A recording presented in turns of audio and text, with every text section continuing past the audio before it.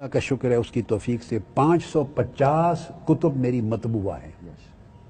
یعنی مطبوعہ سے مراد یہ نہیں کہ کاغذوں پر لسٹوں میں لکھا ہوا ہے، نہیں یہ مارکیٹ میں بکس میں اویلیبل ہے 450. اور آپ کو معلوم ہے آپ کئی صدیاں پیچھے چلے جائیں، کسی شخص کی زندگی کے اندر اس کی لکھی گئی، میں نے تصنیف کی ہیں 1000 کتب، 1000، اور ابھی اس وقت تک 550 طبع ہو چکی. باقی اگلے چند سالوں میں 20-25 15-20 ہر سال اٹھاتے ہیں، چھاپتے رہتے ہیں.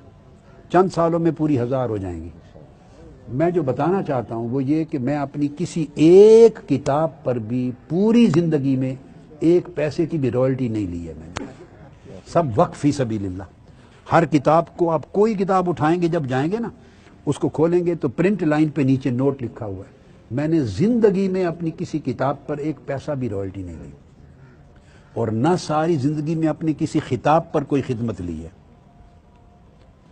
پوری عمر کوئی کتاب اور کوئی خطاب میں نے یہاں کیا، امریکہ میں کیا، افریقہ کیا، یورپ کیا، عرب میں، عجم میں، روئے زمین پر جہاں.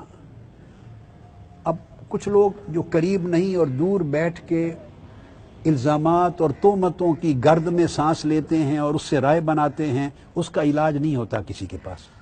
جو کسی سے ملا ہی نہیں ہے اور اس کی صحبت مجلس میں بیٹھا ہی نہیں، اس کو پڑھا ہی نہیں، قربت ہی نہیں کی، اس کو تو شرعاً حق بھی نہیں ہے کہ رائے قائم کرے.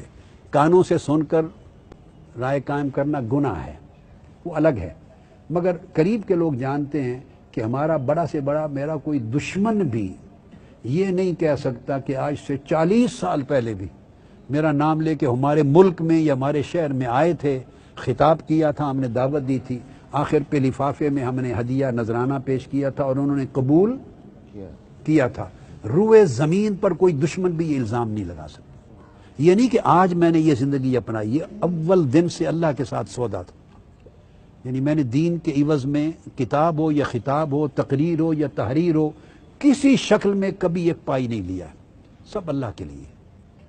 تو لامحالہ جب آدمی ایسی زندگی اپناتا ہے اور خدمات دین، ان کے علاوہ جو دیگر خدمات ہوتی ہیں، کتاب اور خطاب تو ایک ہو گیا نا، پھر دیگر خدمات، جد و جہد، تگ و دو، یہ جو اس کا کوئی مشاہرہ، کوئی تنخواہ، کوئی معاوضہ زندگی میں نہیں لیا. نہ میں، نہ میری اولاد، نہ میری فیملی. ہم کوئی تنخواہ، کوئی مشاہرہ، اس کو آپ جو چاہیں عنوان دے دیں، 100 عنوان بنا سکتے ہیں نا آپ، کسی عنوان میں بھی نہیں لیا. ہمارے دامت پر ہماری کاوش اور جد و جہد اور ہماری خدمت دین سے متعلق کسی عمل کا کوئی معاوضہ نہیں ہے. یہ صرف اللہ اور اس کے رسول کے ساتھ ایک سودا ہے آخرت کے لیے. ہم تھوڑا زیادہ اپنا تجارت رکھتے ہیں، دوستوں کو دے دیتے ہیں انویسٹمنٹ، اس میں جو 4 پیسے ٹیکس وغیرہ دینے کے بعد آتے ہیں اس سے گزر اوقات کرتے ہیں. اس لیے یہ ایک میرا گھر ہے. 35 سال سے میں بھی، میرے بڑے بیٹے ڈاکٹر حسن کی فیملی اور اس سے چھوٹے ڈاکٹر حسین کی فیملی، تینوں ایک ہی گھر میں رہتے ہیں. 35-40 سال سے ایک جیسے گھر میں رہ رہے ہیں. ہمیں حاجت نہیں، طلب ہی نہیں ہے، دل مستغنی ہے ان چیزوں سے. مقصد یہ ہے کہ آسائشوں کی طرف طبیعت نہیں جاتی. میں نے آپ کو وہ نصیحت کی جس نصیحت کو خود بچپن سے ہی پلے باندھ لیا ہوا.